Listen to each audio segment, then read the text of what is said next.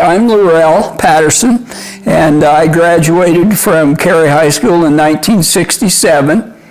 My parents were Don and Fern Patterson, and I actually lived in Carey twice. We moved from Carey in the third grade, at the end of the third grade, and we moved down to Roosevelt, Utah. And we were down there for about 3 or 4 months, and we all hated it because every afternoon we had a big red sandstorm, and it just filled everything. And the reason we left is because Dad rented the store to Gib Barlow.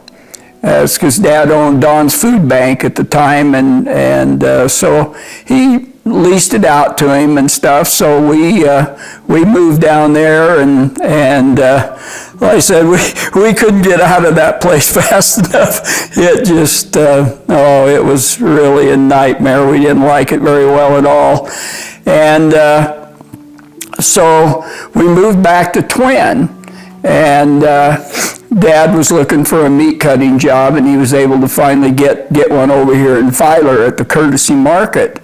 And so we started school. I started the 4th grade at Bickle, and got through 4th, 5th, and 6th grade at Bickle, and then 7th grade at O'Leary. And the O'Leary Junior High used to be where the courthouse is now here in Twin. And it had a double-decker gym and stuff, and we played everything you can imagine. You know, we played that Pop Warner football, and then we played, basketball. They had those camps and everything for us during that period of time. And then after I finished my 4th grade, or toward the end of the 4th grade, we had a friend that was going to school and said that his dad was starting a traveling baseball team.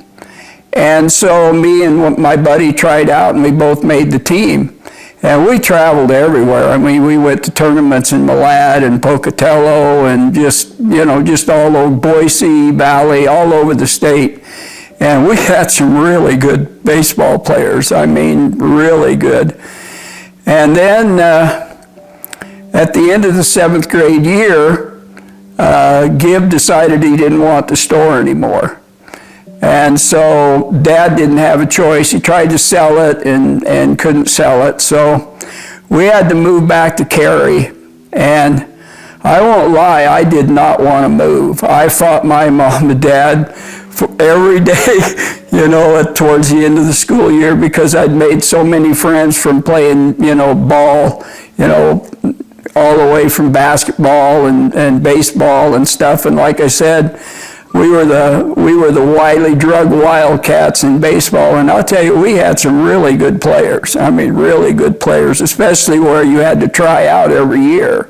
So we were the cream of the crop, really, and we won our league every year, and got to go play the tournament in Cowboy Park over there, and so it was really tough on me because I did not want to move, and I had it worked out where I was going to be able to live with a friend of mine. His parents said, "Yeah, you can live with us," and of course, Mom and Dad weren't going to have any part of that, even though I did. I was probably pretty darn ornery, and I look back on that and I felt kind of bad about it years later. But at that time, that was my life, was going to school and playing sports. That's all I wanted to do, and to have to leave that type of situation was really pretty tough.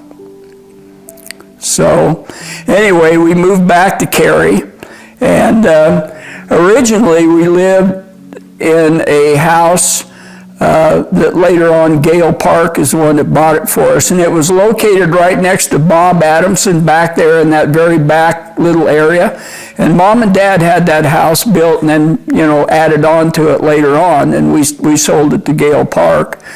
And then when we moved back, Dad bought a house 2 houses down. We had Stanford's house on the corner, and then the second house is the one that Mom and Dad purchased, and that's pretty much where we lived until I graduated, and then of course Mom and Dad lived there the rest of their lives until they both passed away and stuff. And it's still there. It doesn't look anything like it used to, because Dad had made sure that place was, immaculate as far as the yard and stuff like that. But it's, and then of course Stanford's place now is gone, and they built that store there now, the convenience store. So it sits there on the corner as you're turning towards Haley and stuff. So at one time, I guess they were going to tear it down, our house, and then they decided not to. So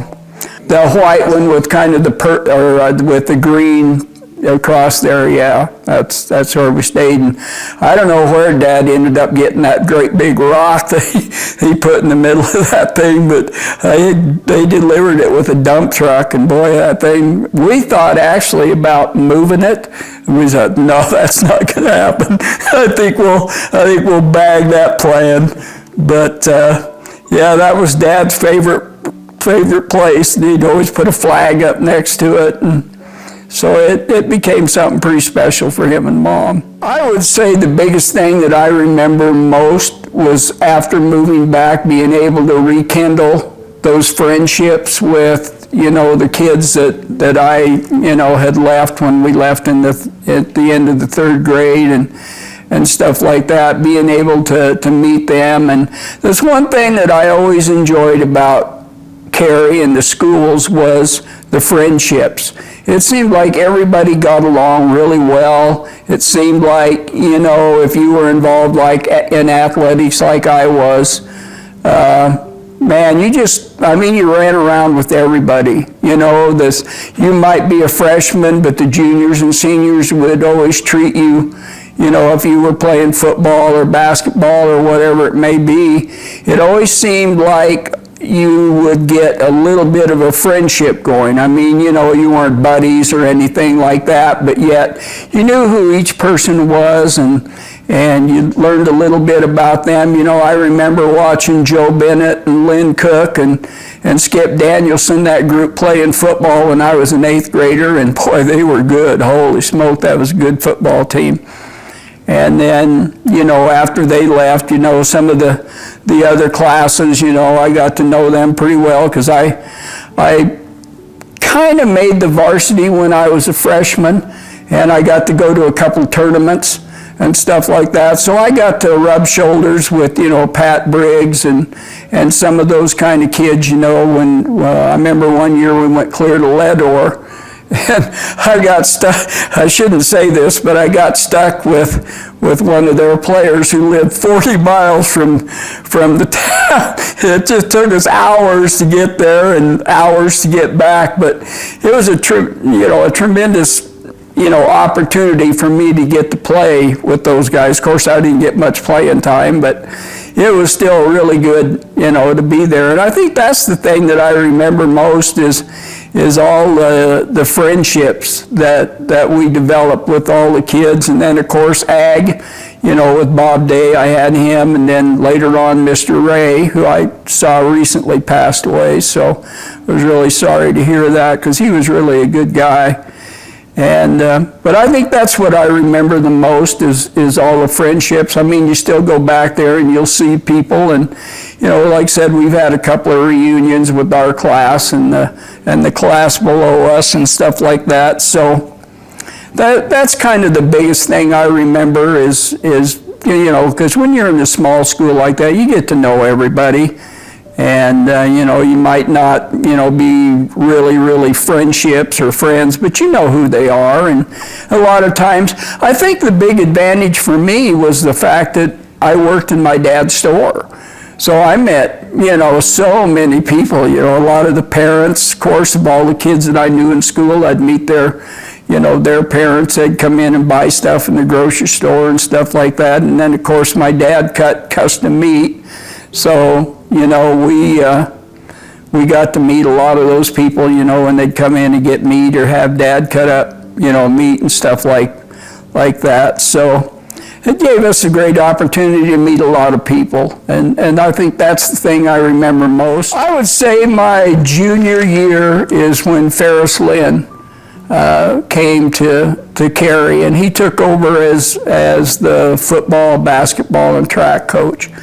And at the midway through my sophomore year, I tore the cartilage in my left knee, and I was really struggling. And Wendell Wolf was our coach at the time, and I had nothing against Wendell, but I just don't feel like he cared that much about if we won or lost. And I wasn't wired that way. I wanted to win. I learned to be a gracious loser, but not a good loser.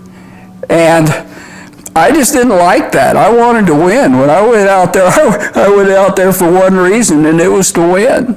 And it was kind of funny because the same year, Jerry Rudd dislocated his shoulder. So he was struggling with his shoulder. I was struggling with my knee. So we had kind of a tough year.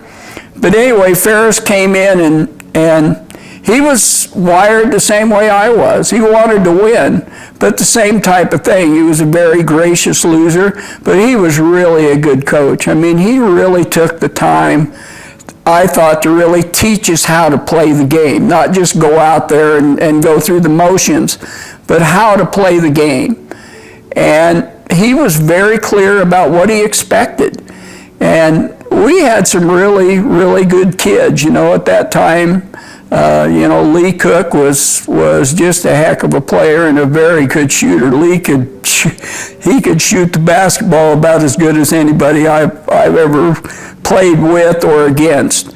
And then Marty and Jerry were both there. And then, we had a pretty good group of juniors that year, myself and Rand Stewart and Rick Meekum and stuff like that. So we had a pretty good team. We were, of course, Dietrich at that period of time was just loaded with very, very good athletes, but we were the only team that beat them that year, and we beat them down at their place in overtime.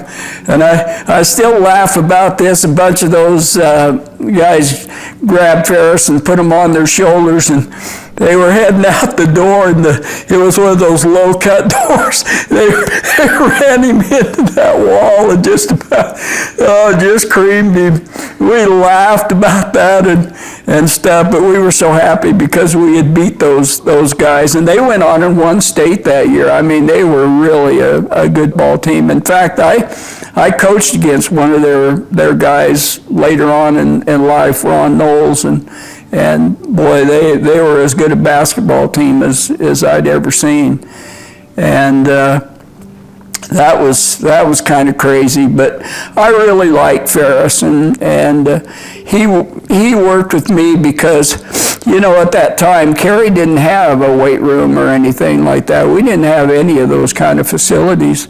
So Dad bought me some weights and stuff like that and helped me out, and I lifted weights and got my leg, because at that period of time when you had surgery, they put your knee in a cast. So I had to wear that cast for six weeks, and my leg just, so I really had to work to get back. In fact, I even wondered whether or not I should even play. And but I had set out my freshman year. When I was a freshman, I was about 90 pounds of soaking wet. And I played 8th grade because it was flag, but I set out my freshman year, and I really regretted that. But I came back my sophomore year and stuff, and then played the rest of the time through school playing football. So that was a good thing. But I look back on that, and I really regretted I didn't play. But I really did like Ferris back to that point, simply because I felt like he really took the time to coach us and make sure that everybody knew what their responsibility was and what we were supposed to do. And then I think the other reason is because he was our physical education coach or teacher, and we did all sorts of crazy stuff in there, volleyball and all that kind of stuff. And my goal in life was to be the very best athlete I could be. And he allowed that, to give me that opportunity. And being a PE coach, I thought, hey, there's nothing wrong with that. learning to be a physical education, and I really like social studies. I really enjoyed the history and government and got into that. So he was probably, like I said, without a doubt, my favorite, simply because, those are some of the things that he taught. And like I said, I had a goal of wanting to be the very best athlete I could be. So he was by far my favorite. I would say, there were 9 boys in my senior class, and 8 of them played sports. And so we were very, very close. Dick Payne, Eddie Green, Rick Meekum, Rand Stewart, Bud Souls, Dave Baird, Scott Peck. I mean, we were all very close. I mean, we did a lot of things together, and we were pretty successful. We won the conference that year in football. We went to state in basketball and had a pretty good year in track. So, those were primarily the ones that I ran with, and then, of course, in the junior class, I lived right next to Dale and Ken Stanford, so we were, very, very close, Dale and I. In fact, I still consider him my best friend, and Dale and I talk on the phone all the time, and we've gone down to New Mexico and stayed a week or 2 with him, and they've come up here, and he still has a sister that lives here in Twin, so he comes up and sees her. And of course, Alan, played football with us. Mike Sparks is my cousin. So, we had pretty close relationship with those. At that time, I don't remember the boys really dating a lot of the girls that were in our class and stuff like that, but we were a pretty close class. We never agreed on anything. The first time we voted, it was always 9 girls for one thing and 9 boys for the other. That's just the way it was. So normally after about 2 or 3 votes, somebody cave in or something like that, so we'd be able to decide what we were going to do for the senior ball or the junior prom or whatever. But that's just the way our class was.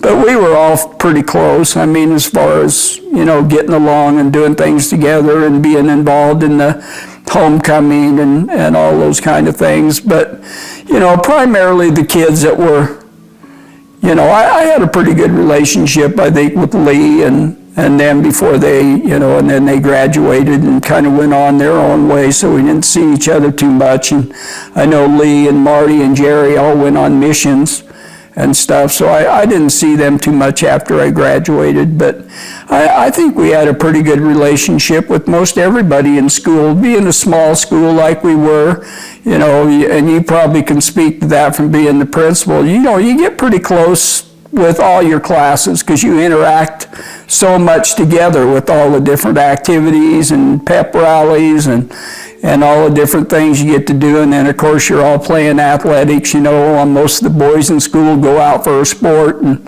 so you become very friendly with pretty much. And I think I pretty much got along pretty much with everybody. I don't ever remember anything. The only one that was a fighter was Bud. He was always getting in fights with everybody, Bud Souls. I remember when I had my knee surgery up in Ketchum, I was laying there in the hospital on a Sunday afternoon and just getting ready to get out pretty quick, and these 3 guys came in and looked at me, and I looked at them, and I don't have a clue who you guys are. Do you know Bud Souls? Yeah, I know Bud. And, what's your name? And I told them. Oh, okay, well, we'll see you then. Come to find out, Bud had fought him the night before up there, and boy, they were looking to take care of him. So I look back, kind of laugh about that situation. But other than that, like I said, we just spent a lot of time together, just playing and classroom stuff, and we took all our classes together, obviously, and Mr. Day at that period of time was our ag teacher, so we were all in ag, and so, like I said, I think the biggest thing were just all of our friendships. I think that's the biggest thing that I really treasure.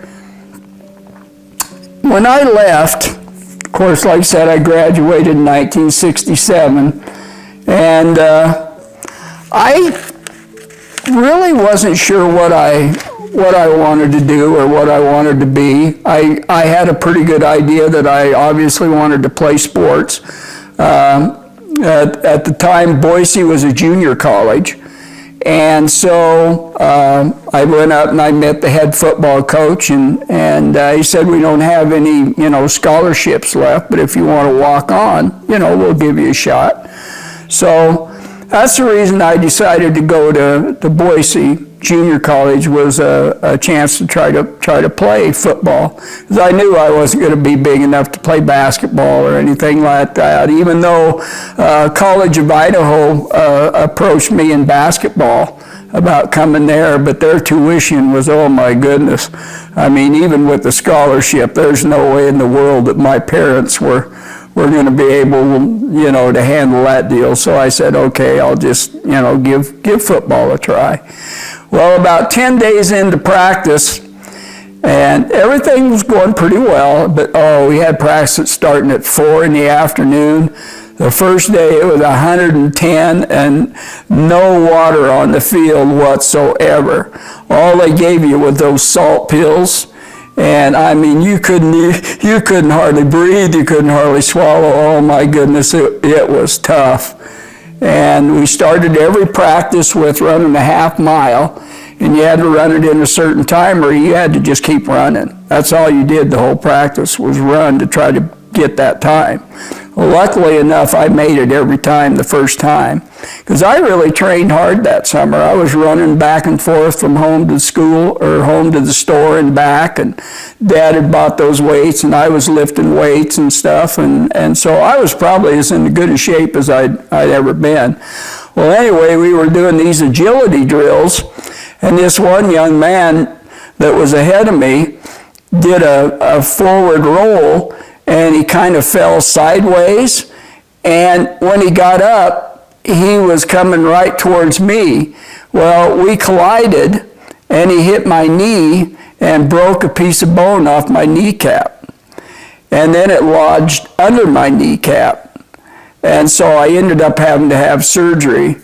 And the doctor, it was Dr. Mortz again up in Ketchum that did the surgery, and he said, you could try it again, but he said, I want you to know, if you ever get hit in that one spot again, he said, you're probably going to lose your kneecap. And I thought, nah, that's not worth it. Because, boy, at that time, Boise recruited a lot of people out of Hawaii, and they had some big kids. I mean, really big.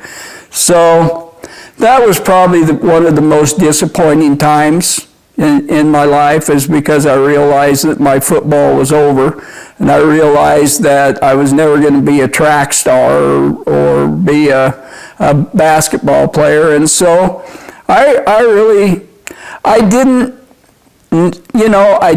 worry about being an A student in high school. I just wanted to pass so I could be eligible to play. But college, I realized, hey, I got to figure it out now, because this is the rest of my life. What am I going to do? And I realized that, again, from having Ferris, that I wanted to do PE, I wanted to be a coach, and I wanted to do social studies. Those were the three things that meant the most to me at that period of time.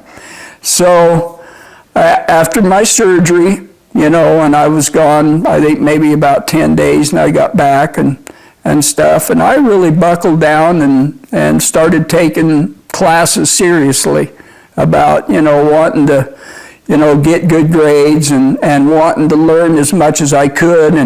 And of course, I took all of the PE and coaching classes that I could take, and I took all the history and social studies and government and all those kind of things that I could take, because I, had kind of a heart-to-heart with Mom and Dad, and they told me, well, athletics is over.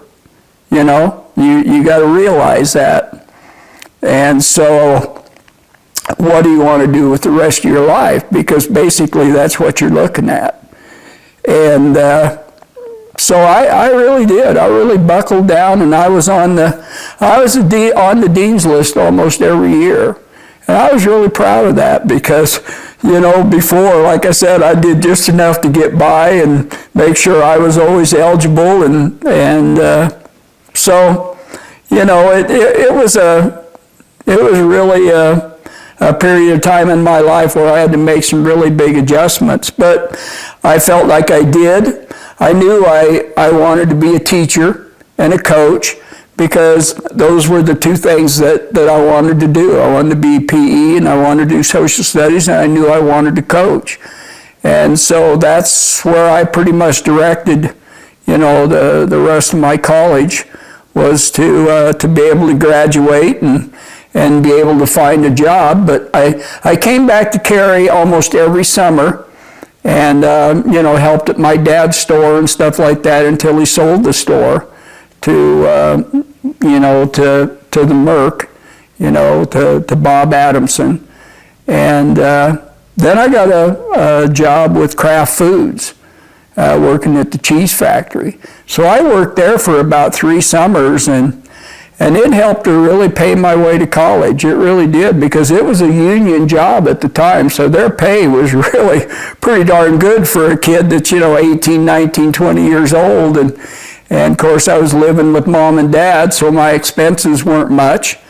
And so I pretty much, every year I did get just a loan for like $1,500, and that was it. So when I got done with college, I didn't really owe, quite a bit of money like some, people have to get those student loans. So I was pretty fortunate in that particular thing that I didn't have that big debt from student aid and things like that. So I was pretty lucky there. I looked for a job. I graduated in 1972 from Boise, and at that period of time it became Boise State College and was just about to turn to a university. And I, came back and worked at Kraft Foods, and I interviewed several different places, but it seemed like at that period of time there was really a lot of people in education that were teaching, and there were a lot of people that tried, that when I was competing for a position or interviewing, they were already interviewing people that had left one particular school but had a lot of, had been there for 2 or 3 years or that type of thing. And obviously, if they get a chance to hire somebody that has experience over somebody like me, like I was, I just couldn't get a job. So I pretty much just stayed and worked at Kraft Foods until 1974. And kind of an interesting story to go along with that. I actually graduated, like I said, in 72, and I met my wife at Carey at a rodeo not too long in June, in July, at the 24th of July, and me and my college roommate had come into town, and so we were just messing around, and we saw these girls over there, so we thought, well, let's go see what they're like, and Denise and I hooked up and stuff, and ended up dating that night, and then I ended up dating her until 1974, and then we got married. And in the meantime, I was still interviewing for positions. And then one day, I think it was towards the end of July, they lived in a little town called Springfield that was between Aberdeen and Blackfoot, just a real small little town. And her dad, they called him Shorty, he was a mechanic, so he did he had a little shop over there. Well, it so happened this particular day that the superintendent of Aberdeen brought his car down there to have Shorty work on it. And he was telling Shorty that, hey, do you know anybody that can teach social studies? He said, we're looking for a 6th grade social studies teacher. And he said, yeah, I do know somebody. And Denise and I were engaged. We were going to get married we got married the 16th of August. And like I said, this was right at the end of July, very beginning of August. So they were starting to worry if they could find somebody. So he gave him my phone number, and he called me, and I interviewed over the phone, and he hired me right on the spot. So we ended up getting married on the 16th of August. My birthday was August 20th, and I started school August 26th. So it was like bam, bam, bam. It all came together. So it was really crazy. And we stayed in Aberdeen for 2 years, and we had a gentleman that was the head basketball coach, and he was such a good coach. Oh my goodness, I learned so much from him about being able to coach basketball, and also then I jumped in and we started a 7th grade football program, so I took over that program, and I was the JV boys basketball coach, and then I helped out a little bit with track also. And yeah, Verlin Hoagland had to be probably one of the best coaches and mentor that I ever had. In fact, he was the one who coached Steve Hayes and won the state title with them the year before. He was probably one of the very first big men that came along, and he played over at Idaho State and all that type of stuff, and was a very good player. Well, anyway, I stayed there for 2 years, and Verlin, we didn't really have very many, what you would consider blue chip athletes. I mean, and he did a great job. His tallest kid was 6 foot. And some of the teams we played were just huge. And, he got second in district, and unfortunately had some issues with parents. And so, Verlin was the type of guy, well, I'll just move then. So that had to be I think the biggest mistake Aberdeen ever made, was to allow him to leave, because he went over to a place in Wyoming and won 5 state championships in a row. That's how good of a coach he was. I mean, he just went over to Jackson Hole, and he was a fantastic coach. I learned so much from him. It was just incredible. So anyway, I started looking for other positions, because they told me they weren't going to hire me as the head coach because they didn't feel like I had enough experience. And I said, oh, okay, I mean, I can live with that. I understand that, because I have not coached varsity before. And so I got to looking online and getting the college things that came in, and there was an opening in a little town called Elk River. And I was trying to figure out, where in the world is Elk River? And so I finally located it. It was about 54 miles east of Moscow, right on the edge of the primitive area. And I mean right on the edge of the primitive area. And but they had a position for head football, basketball, and track. And I thought, well, what a great opportunity for me. And, well, when I got up there, like I said, it was just a really small, community, and most everybody that worked there were loggers. And, I hadn't really rubbed shoulders with many of those kinds of people, coming from Carey and places like that. But the people were very good, but the school was just tiny. I mean, the superintendent didn't always tell me the truth about that. And so I got up there, and there were 34 kids in the high school. And you could tell that the writing was on the wall, that there weren't going to be many more years that they were going to have a school. But it was a beautiful school inside. It was all made out of that pine wood and stuff. And the inside of the school was just immaculate. And one of the jobs you had to do is once a month you had to go out and ring the bell for school to start. So that was always quite an interesting deal when you got to do that. And my wife and I, when we got there, they let us rent this little house that was right below the school. So that worked out really, really well. And so I didn't have enough kids out for football, so we couldn't play football, which was really disappointing. And the basketball team was just, all of the really good kids, except for one, had graduated. And of course, he didn't tell me that. And oh my goodness, that first day of practice we had one kid named Brad Malm, who's now the superintendent at Troy up there. And Brad was a heck of a player. But everybody else around him was not very good. And so I remember I had this one kid, and he was shooting hooks from the top of the circle.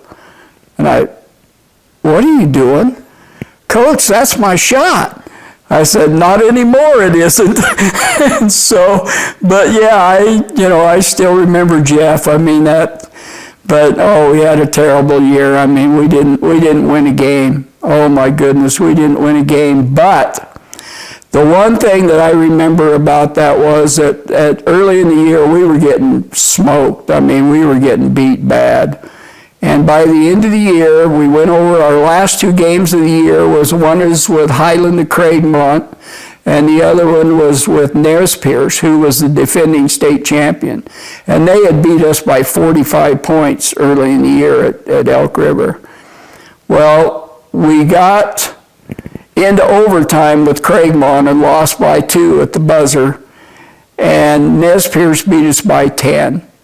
And so we really, really improved. Those kids, they just worked their tail off. I mean, I look back on that group and I know we didn't win a game and we didn't have the big success, but I really remember those kids because, boy, they came a long way.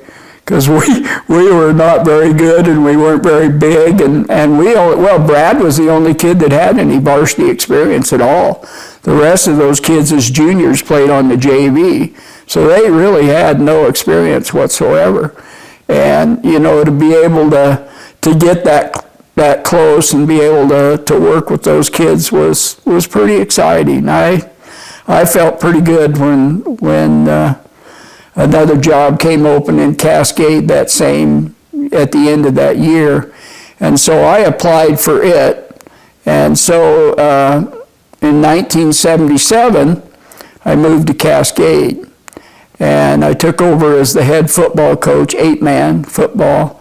And I was the JV boys basketball and then an assistant in track.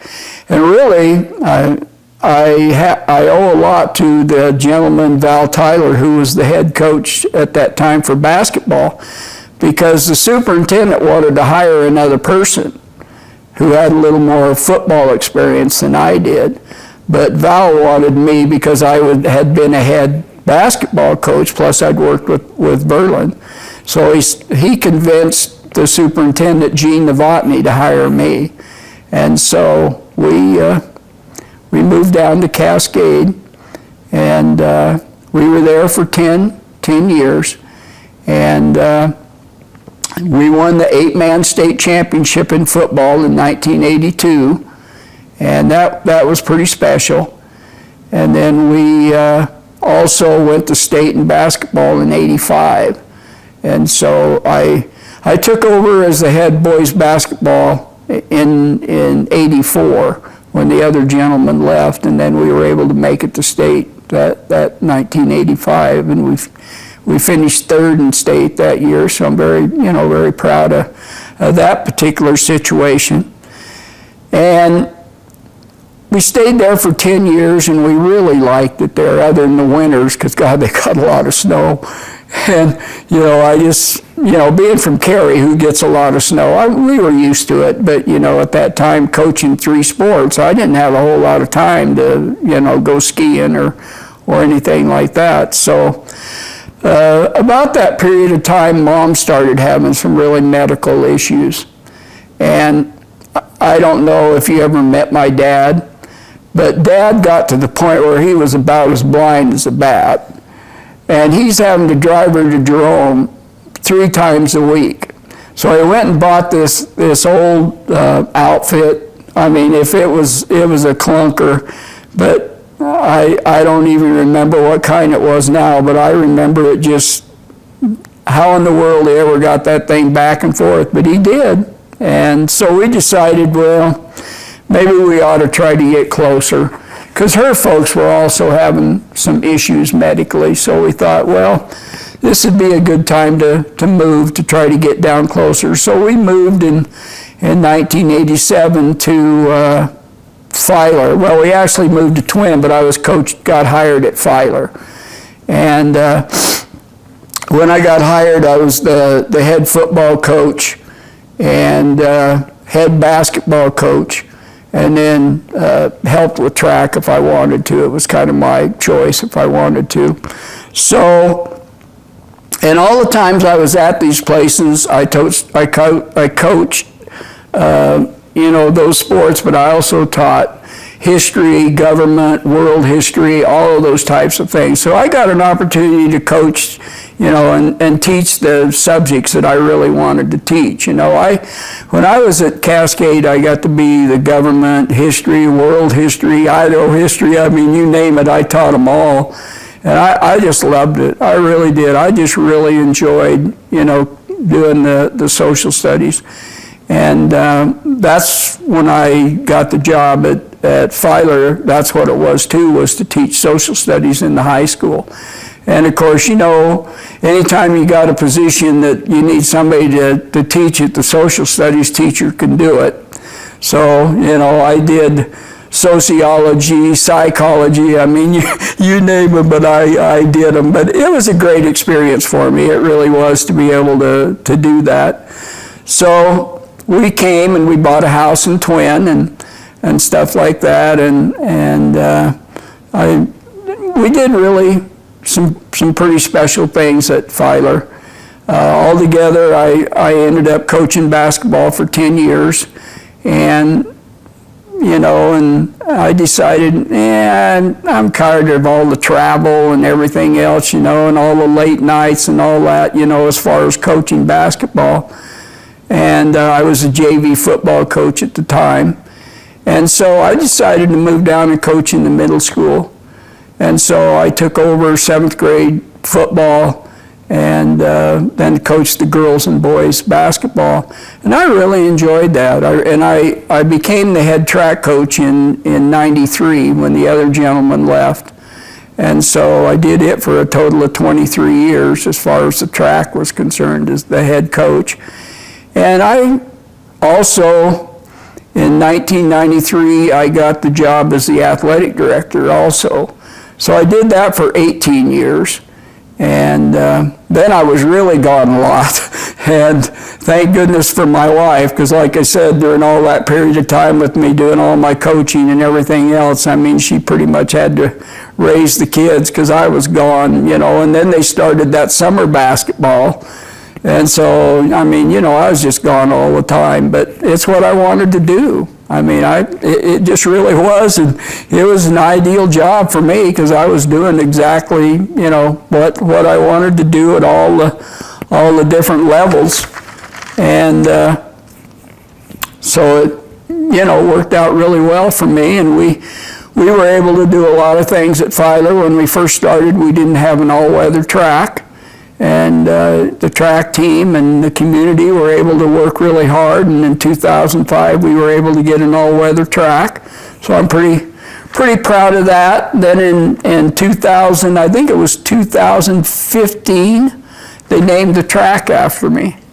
So that was pretty special. They named it the LaRell Patterson Track and Field Complex. So I felt, pretty proud of that. Some of the other things we, were able to accomplish in track, we became, I thought, a pretty powerhouse in track. We won the state title in boys track in 2000 and 2001. We had several third and fourth finishes.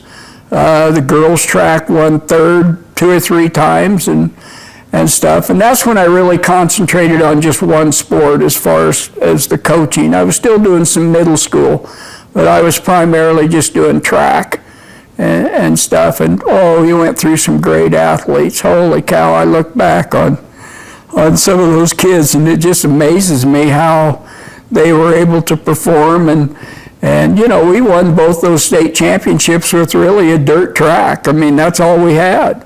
I ended up teaching in Filer for 29 years, And I retired in the end of 2016, and I got a call from a gentleman named Joe Messick, who you may know Larry from Shoshone. Anyway, it's his son.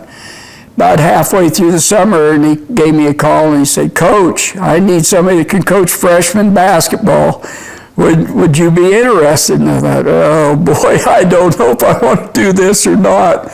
And so about 2 weeks later, I got a call from the middle school principal. "Hey, we're looking for a 6th grade social studies teacher."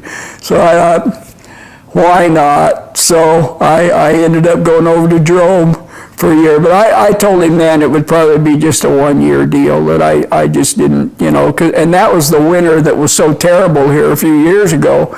And man, I tell you, there were a few trips over there I wasn't sure I was going to make it. I mean, it was ugly. In fact, there were 7 times, and we practiced at 6 in the morning. That's the only time we could practice.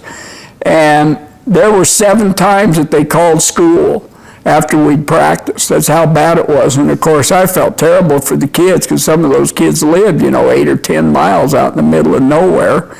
And so for them to, to be able to come in and practice was just crazy. So I decided to retire after that in 2017. And then I don't know what in the world I was thinking. And my wife told me the same thing. "What do you think?" And so I actually subbed for the next 3 years. Are you nuts? And so, but it was one of those deals. I got out and I thought, okay, what am I going to do? And I've done this my whole life. That's all I know how to do. And so I did it for 3 years, and then when when COVID hit, I thought, nah, that's it. You just gotta walk away. And I still miss it. I just miss the kids, because being principal, you build such a relationship with kids, either, in the classroom or involved in athletics, or you just meet those kids every day. And I feel so fortunate being able to work with the kids that I did. I mean, we had some great kids, and I had some issues with a few kids, but almost every situation we were able to work it out to where I think we had a mutual respect. I mean, I'm sure that there were a few out there that didn't much care for me, but being able to teach PE and social studies, I think you got a lot more interaction. And I felt like you began to really know who they are, and they began to know who you are. And that was one of the things that I always tried to do as a social studies teacher, was to try to get them involved in discussions. How do you feel about this? Do you like this? Do you don't like it? That type of thing. And I think because I was a coach, and I knew that I had to communicate with my kids in order to teach them and show them what I wanted and stuff like that, I think that's what helped me in the classroom, because I wasn't intimidated by doing that. After obviously the first couple of years, you're trying to figure stuff out and things like that and stuff. But I think after that period of time, I became a lot more relaxed in the classroom, and I think being a coach helped me to do that, to be able to go into a classroom and take control, and not afraid to be up in front of a group or something like that. And I think that's the one thing about being a coach that really did help me, was to be able to do that and not be intimidated, to get up in a group of kids. And I did. I mean, I wanted to be the best I could be in everything that I tried, and I wanted to be a good coach and a good teacher. I wanted, when people talked about you later on, or if you heard somebody say something, you hopefully wanted them to say, yeah, he was a good teacher. I learned a lot from him. And I'm sure there's quite a few out there that didn't say that, but to me personally, when I got out of education, I felt like, you know what, I really feel like I did my job. I mean, I had some mess ups and some issues and stuff with kids, but overall I felt like, you know, if I helped them, then, you know, and a lot of them helped me, you know, to become a better teacher. Because that's one of the things I always did at the end of the year was ask, okay, what could I have done better? And you find out that most of those kids are pretty honest about that, you know, and I think by doing that, you know, you read those and you look at them and, well, you know, maybe I could do that. You know, maybe I can learn from that. So I think it was kind of a give and take, is that they learned from me and I learned from them. So I feel very proud of what I accomplished as far as the teaching and coaching was concerned. I think the biggest thing that inspired me, you know, during that period of time was I realized that I didn't want to be mediocre. I always felt like I wanted to be the very best, and I think I told you that from the very beginning. I wanted to be the very best I could be. And I think that's what motivated me the most throughout life is, you know, when you're a teacher and a coach, there's a tremendous amount of responsibility. And not everybody's going to like you. Not every parent's going to like you because you can't play everybody, you know, even though some parents struggled with that. You know, and I had some parent meetings, I won't lie, I had some issues and stuff like that with parents and things like that, but I think for the most part, we always ended up with a decent relationship of some kind. But I think that's the thing that inspired me the most is, you know, I wanted to be the best I could be, and I didn't want to settle for being second or third or whatever, and I think that was the big thing was that I'll be the first to admit I was not a good loser. I would learn to be graceful and accept it. And I think that's the thing that really, you know, inspired me to try to be the very best I could be. Did I want to win when I was coaching? Did I want to win state championships? Yes. You know, did I want to be the very best government teacher I could be? Yes, I did. I mean, and I knew it's a big responsibility. When you're in that classroom and you're responsible for all those kids, it's a big responsibility, and you want to be able to try to give them the best opportunity for the education that you can give them. And I think that's what inspired me and to do the very best I could. And you know, sometimes you fail, but I think as long as you're working towards it and you're trying to be the very best you can be, I think for the most time, like I said, when I walked away from education, I felt pretty good about what I'd accomplished. Did I accomplish everything I wanted to? No. But I felt like I always tried. And I figured that's all you can do. You know, that's all you can do is try to be the best. You know, I knew what I wanted to do, and I felt that I got a very, very good education from Carey.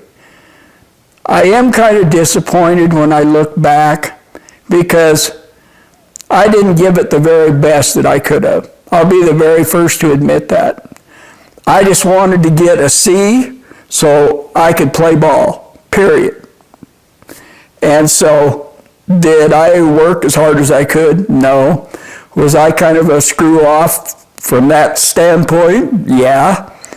Eddie Green and I and a couple of us all, Miss Ferris's wife hated us with a passion. We harassed her so bad. And, you know, I look back on that and I feel bad about it. But you know what? I think it also kept us kind of grounded as, you know, not trying to think we were too good at this or too good at that or anything. But I do look back and think when I left Carey that I knew what I wanted to do.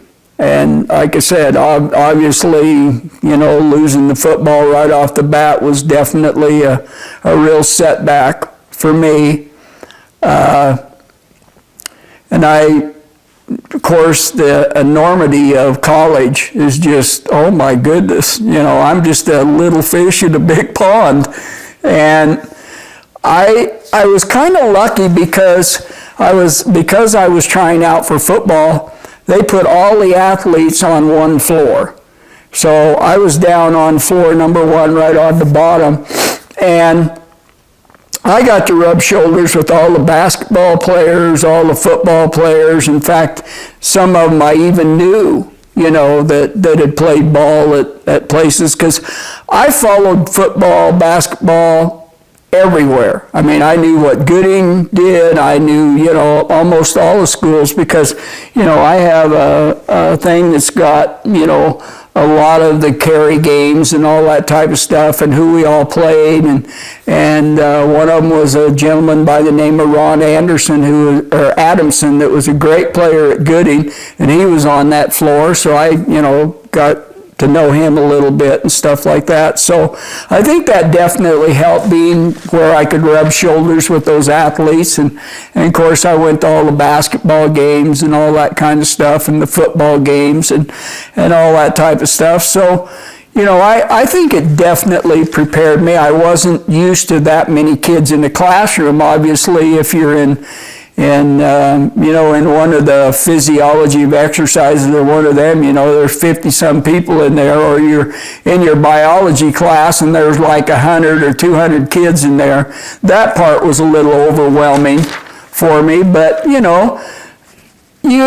learn to make friends in there. And I knew a bunch of, there was a bunch of kids from Dietrich, and I got to know who they were and stuff. In fact, Randy McCowan, who graduated the same year and I did from Dietrich, we became pretty good friends and stuff like that. And we'd decide to come home. We'd ride the train home. We'd get on the train there in Boise and ride to Shoshone, and Mom and Dad come pick me up, and he'd go over to Dietrich, and we'd get back on there Sunday and go back up and different things like that. So I definitely think that Carey helped me. The one thing about Carey, you get to meet everybody. So I felt like I could meet people pretty well and stuff like that. And so I felt like when I graduated, I felt like I knew a lot of people. And then, like I said, the first year we lived in the dorm, and then after that, I hooked up with some of the kids that I played ball with when I was in Twin that were going to Boise. And so we got, some houses together the next 2 or 3 years and stuff like that. And so I think it definitely prepared me, that I don't think I was ready for the amount of people that we were going to be, but I think as far as the education, I knew what I wanted to be. I wanted to be a coach. I wanted to be a teacher. I knew that in order to be that type of thing, and of course now I realized I couldn't play ball, so I concentrated on those two things, and I just jumped in and tried to do the very best I could and learn as much as I could in order to try to prepare myself for the rest of my life. I had a couple of incidents. In 2005, towards the end of the school year, I started having some issues swallowing food. And I just didn't know why, because up until that period of time, I had really, had a few bumps and bruises and stuff like that, but nothing real big, And so I ended up going to an ear, nose, and throat individual, and he sent me over to the hospital there, and they did what they called a barium swallow. And they found a depression in my esophagus that was stopping that food from going, where it needed to be. So then they sent me over to a gentleman called Dr. Ray, and he did what they called an upper GI, and that's where they open up your esophagus and look down in there, send that little thing down there, camera down in there to take a look. And I went back about 2 weeks later, and he looked at me and kind of got some tears in his eyes, and I'm thinking, that probably is not very good. And he said, LaRell, you have cancer cells in your esophagus. And I looked at him, you're crying, aren't you? He said, yeah. He said, this isn't good. Okay, well, I figured that out right off the bat. And so he sent me down to Salt Lake. This was on a Monday when we got that back. And the thing, I've got another little story that kind of goes along with that, is that I coached a young man by the name of James Ray. And he turned into probably one of the biggest builders in this whole area. I mean, he builds houses for everybody. Well, when we first moved, we bought a house in Twin Falls, and we lived across from Robert Stewart over there. And James came out for basketball as a junior. And he was about 6'3", 6'4", and very uncoordinated. But I kept him, because he was really a good kid. I had him in class. In his senior year, he really kind of developed into a pretty good basketball player, and we went to state that particular year in basketball, and he approached me, and I knew he'd got in on the ground floor of building houses. You know, he started at the bottom and worked his way up, and I ran into him one day, and he said, Coach, I really want to build you a house. Yeah, but I just got my house paid for in Twin. No, Coach, you got to let me build you a house. So he said, okay, show us some property. Come on in, son. Show us some property, and we'll look at it. So he showed us this property, and he said, and this was in March, and he said, I really want to build you a house. So Denise and I finally said, okay, we'll let you do it. So he built this, started working on this house, and we were set to move in on July 5th. It was the day after the 4th. We were set to move in here on July 5th. Well, on July 3rd, I think it was, whatever that Friday was, I think it was July 2nd, another gentleman helped me move all of our stuff over here, but we couldn't move in until the 5th. So that happened to be the same day that I had that doctor's appointment with Dr. Ray. And I thought, oh, this is wonderful. I'm building a new house, and now I got cancer. And so he sent me down to Salt Lake to the LDS hospital on Wednesday. And they did the same test, an upper GI they called it. And yeah, sure enough. And he said, right now, even though what you got is pretty bad, he said, none of this has got anywhere else. It's just all right here in your esophagus. And he said it hasn't got into any of your tissue. So he said, we got to do surgery, and we got to do it quick. Because he said, if it gets into your tissue, you're pretty much history. So I was down there the following Tuesday. They did surgery down at Salt Lake. I was in surgery for about 12 hours. And they removed my esophagus. And they removed my esophagus from my back, because they said there were less nerves to mess with as far as being able to remove it. And then they also opened up the front and took my stomach and moved it up under my heart, and then they hooked my stomach up, and that became my esophagus. And so it was quite a surgery. I was down in Salt Lake for about 14, 15 days. And that was, like I said, and I lost, well, you can ask him, I lost about 40 pounds in about 4 weeks. I mean, it just hurt to do anything, to eat. It was not good. So I got down, like I said, I lost 40 pounds and so much strength, it was just crazy.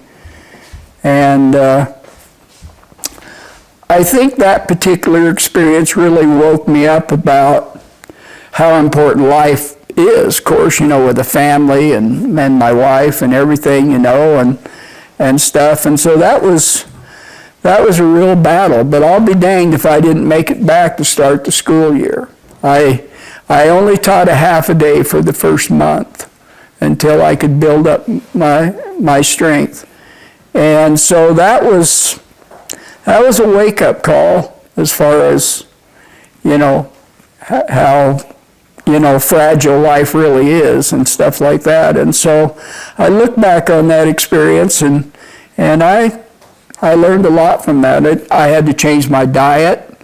Now, because my stomach is so close, I can't drink water or anything 20 minutes before I eat or 20 minutes after I eat because it just doesn't settle. And so I've learned to deal with that and stuff like that, and I figured, well, it's better than what the options were, because there were 3 of us that went down at the same time, and there were 2 of us that made it back and 1 that didn't.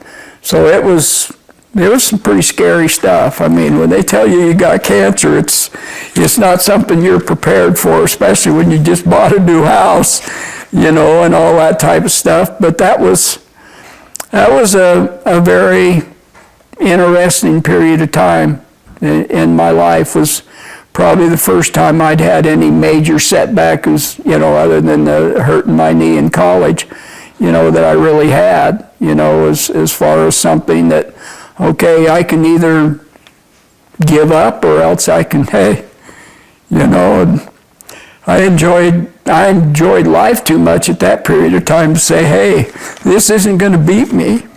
And I was very fortunate to have such a good surgeon and stuff like that, because this guy was top notch. So that was definitely a life experience, a changing experience in my life, but it's one that came out okay, and I was able to continue teaching and coaching and stuff like that, so it worked out, for me.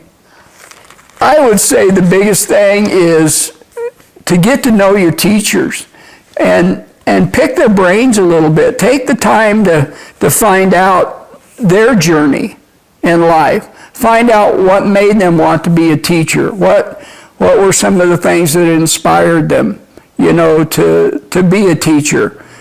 And learn as much as you can. They can come down to CSI and take classes and all that kind of stuff, and I know it's kind of tough to get from Carey down there, but you can do a lot of online stuff now that we could never do. And they just have the great opportunity to get online and look and see what people do, and they can go in and look and see, okay, what positions are out there that I'm going to be able to make the most money, and what do I like? What are my likes? What are my dislikes? And the one thing that I think Carey has an advantage over so many of the bigger schools is they can pick those teachers' brains, because the teacher isn't dealing with 35 or 40 or 50 kids in the classroom every day. So I'm not, and obviously it's very important that your teacher is not their buddy. They have to understand there's a difference between you and me. You're the student, I'm the teacher. But get to know, why did you pick that particular profession? Why are you a math teacher? What, So I think all of those things are a lot more available for these kids to be able to do that, and that's the thing that I appreciate from graduating from Carey, is the fact that I felt those teachers really cared about us, because they weren't dealing with 40 or 50 kids, 6 times a day or 5 times a day. They were dealing with smaller classes and things of that nature, and I think, you can begin to look at all of the different things that are out there and all the different things that you can do, and I think there's a lot more things there that are easier for you to be able to grasp and take a hold of and learn from, and your principals get to know those kids, and you can advise them. Your advisors that you have, your guidance counselors. Those type of people are not dealing with 200 or 300 kids all the time. They're dealing with just, a very small amount of kids. So I can think they can become more honest because I think they care more about the kids. I mean, I know in social studies and in coaching, when I never wanted to get on Facebook. I disliked Facebook with a passion. But I got to thinking one day, God, I'd like to see where some of those kids are now, to see what kind of success they had, if any, and what they ended up doing with the rest of their life. So I got on there, and I started reaching out to some of the kids in Elk River to see how they're doing. Like Brad, he's worked his way up to be the superintendent at up in northern Idaho, at Troy. So he's got to do that. A lot of those other kids, I found out, unfortunately, that a couple have passed away. When I was at Cascade, I still have, communications, because we go up to Cascade and visit some teacher friends of ours and stuff, and I communicate with a lot of those kids, and stuff like that, and see where they're at, and some of them have married classmates and different things like that, and stuff like that. So I followed that, and then of course the kids from Filer, I see them at games and stuff like that, and follow them a little bit on Facebook about what they're doing and things like that, and I don't think you're going to have that so much in a bigger school. And I think this gives them an opportunity to get a lot of one-on-one education, and that to me is where it's at. I mean, it's just that great opportunity. And Carey's a great school. I've followed Carey pretty much, from being in this area, and we've gone up to Carey to some of their track meets, and they came down here, and I went and watched them play when they play Lighthouse and things like that, and of course, I know some of them I went to school with have families there and kids that have played ball and stuff like that. So I still follow, Carey. In fact, when Carey went over and played in the Dome this year against Dietrich, I went over to that game and watched him play, and obviously I don't know a lot of Lee's kids very well, but I know Lee J fairly well, and I sat and talked to him and everything and stuff. And I just think in that smaller environment, you have so much more of an opportunity to find out what's out there in life. What can I, look at as far as skills? But I learned a tremendous amount of stuff in that ag shop that I probably would have never learned in maybe one of the bigger. And I think that's the big advantage that those kids have, if they'll take advantage of it, is to use their counselors, use their teachers, use online stuff, go out and job shadow. All of those kind of things are out there for those kids because it's such a smaller community, and I just think it's a great advantage for those kids if they'll take advantage of it. Well, obviously, I think what I've accomplished in coaching is I'm very proud of that. My wife and I have been married for 47 years. My wife, Denise, going on 48. And she's just helped me through everything. I mean, my cancer, all of that kind of stuff, So I get a little emotional about those things, but she's just been a solid rock, because she pretty much raised the kids, while I was coaching. I mean, and I think did a pretty good job with them, that's for sure. And we've had a good life together. We've had that's one thing we promised one another. We'd never go to bed mad at one another. And we've always sat and discussed any issues that we might have had. And I think that's where you begin to learn a lot about each other. And so I'm pretty proud of that situation, because 48 years is a long time, but I think we've done pretty well with our situation and stuff like that. And then we have two kids. Lacey, she was born in Blackfoot while we were at Aberdeen, and she's married now and lives out in Kimberly. She's married to her husband, Charles. They had 3 kids, Mackenzie, who's the oldest, and she has a has a boy now that's 2.5 years old. He's our great grandson, and all of that kid's he's a hoot. And then her son, David, is working here in Twin now. He's a graduate from Kimberly, and then their youngest is a sophomore out at Kimberly, and that's Chalice. So she has Mackenzie, David, and Chalice, and they're doing quite well. She's got a job here in town working over actually with St. Luke's and things like that. So they're doing really well. And then my son, Tim, he was born just before we moved from Elk River. So he was born in 77, and he was born in Moscow, up in that hospital. And he was, I think he was just barely a month old when we left Elk River and moved to Cascade. So yeah, so it's kind of one in Blackfoot and one in Moscow, so that's kind of weird. He's got 2 kids of his own, Gracie and Logan, and you can see that's a picture of him with his wife, Jeannie. And then Jeannie has 3 kids from her first marriage, and they're family of 5 now, and they get along pretty good.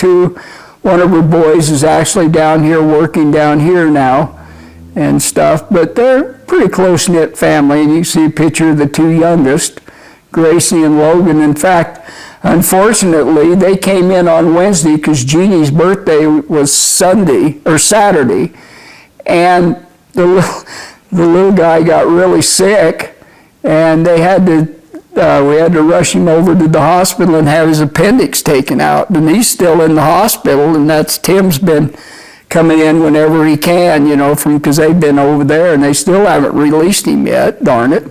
So he's still having some issues with that, but they did do emergency surgery and stuff, but he's hopefully going to get out tomorrow is the last we heard. And they live in Brigham City, Utah, down in that area, and Tim works down there for a big company and stuff like that, and then Jeannie runs a hotel. So they're doing pretty well and stuff like that. And then, like I said, with Lacey and her kids being pretty close to this area, Mackenzie lives up in Nampa now, but she comes down quite often, so we get to see them and stuff. And her husband Colby is big Denver Bronco fan, so he named his son Paxton Elway. So, but he's a character. We just enjoy him so much. He is a smart little cookie, but boy, and the thing that I love about him is he's just active all the time. He's not one of those kids that sits around. I mean, he's doing something, all the time. So anyway, we've been pretty fortunate that we've kind of made the trip all around the state and been to some pretty nice places and got to meet a lot of really neat people and things like that. So we've done pretty good, I think. When we look back and think about, we've been very lucky with our kids, and they've all done really well, as far as getting good jobs and education and things like that, and we enjoy the heck out of their kids. They're all really good kids, and that type of thing. They're the type of kids you can tease them and they like it, and they tease you right back, and that type of stuff. So I think we're a pretty close-knit family, and there isn't any question that my wife's the thing that hangs things together. There's no question about that. And like I said, I still look back on that and think, how in the world did we ever meet in Carey, Idaho on July 24th, 1972? It's like it had to be fate. There couldn't be any other reason. And so, like I said, that's been pretty special, is family and friends, and obviously, you know that from your family and all that type of stuff. It becomes very special when you can spend quality time together and see their kids grow up and stuff like that, and hopefully, be able to. And I think we do have a really close relationship. That's one of the things that, Lacey being close by and Kimberly, we get to see them all the time. We go out there, they come in here, we share a lot of things. Like we're hosting a big Easter egg hunt on Sunday, so everybody comes in and we hide eggs and money and all sorts of different things. And then we also host the Halloween one. We do that one, and we, have a good time with that and stuff. So we really do, I think, spend a lot of time together, and try to and intermix with one another and all that type of stuff. So, it's fun to be able to have family that close. Like we can go up to Napa in a couple hours and see them, or, it takes us about 2.5 hours to get down to Brigham City to see Tim, and of course with Lacey right close by. It makes it pretty easy. We're pretty fortunate in that area that, they don't live, hundreds of miles apart and stuff like that. So that's really been a good thing. And I think we're very close because of that. We kind of look out for each other because we're close and stuff like that. So that's been pretty good to be able to have, family that close. I would like to mention just how much I think my parents influenced me. And, my dad, boy, I'll tell you one thing, from being a meat cutter, you didn't want to tangle with my dad. I'm telling you, he could throw a quarter of beef up on that saw, and I'll tell you what, he could have that thing cut in no time at all. And his forearms and stuff like that, he was tremendously strong. But my parents supported me in everything I did. They would go to all my games, everything. And Randy, when we moved back to Carey, decided to go to Wood River to school because he wanted to get into acting and things like that. And they had a really solid program. So we all drive up to Haley, and watch him and all the different things that he did and all that type of stuff. And that's one thing about it is my parents were very supportive of everything we did, and it's not always that way anymore. A lot of these, probably the last 2 or 3 years that I taught, and also the last couple of years that I subbed, I saw so many kids who hardly ever saw their parents. And when they did come home, they'd put the kid in the corner and tell him to find something to do, and just never interacted with those kids at all. I always thought what a shame that is for those kids not to have that same opportunity that we had. So I feel very blessed about the parents they had and the involvement that they gave us and the opportunities they gave us. And I don't see that anymore with all of the families, and I feel bad about that because I see so many of those kids just come to school, don't know whether they've had anything to eat, their clothes are just, they're a mess because those kids have slept in those clothes. And I feel bad about that, I really do, because how much, and I've had those kids in the classroom, and those kids want to be cared for, and it just isn't happening. And I feel very bad about that because most of the kids that I've ever taught are right down when you get to know them are pretty decent kids, and they want to learn, and they want to be successful. And the parenting, unfortunately, just isn't there. And that's not always the case. There's a lot of good parents out there, a lot of good parents who take the time and do a good job with their kids.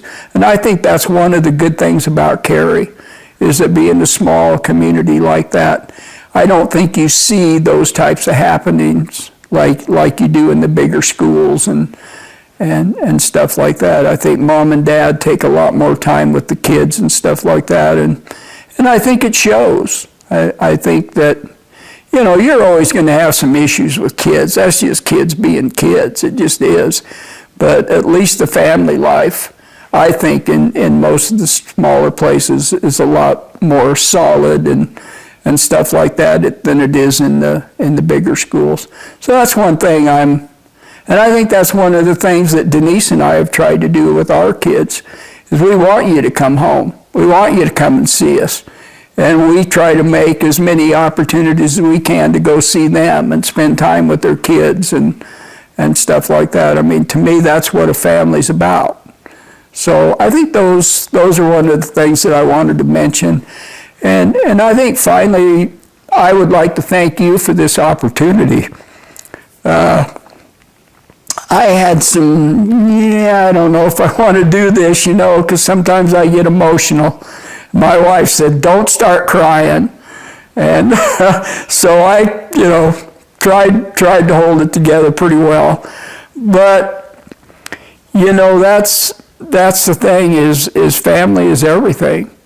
And so I think we've tried to be the best parents we can be. Obviously, we've made mistakes and things like that, but, you know, I think we're a pretty close-knit group, and I think we spend, you know, as much time together as we can. And again, I would like to thank you for this opportunity, because I'm very proud of Carey and you know, the things that I learned there and all that type of stuff. And I really appreciate this opportunity and really want to thank you for allowing me to do this. And hopefully I didn't mess it up too bad. But like I said, I'm very, very proud of what we've accomplished and very proud of Carey. I'm LaRell Patterson, and I graduated in 1967 from Carey, Idaho.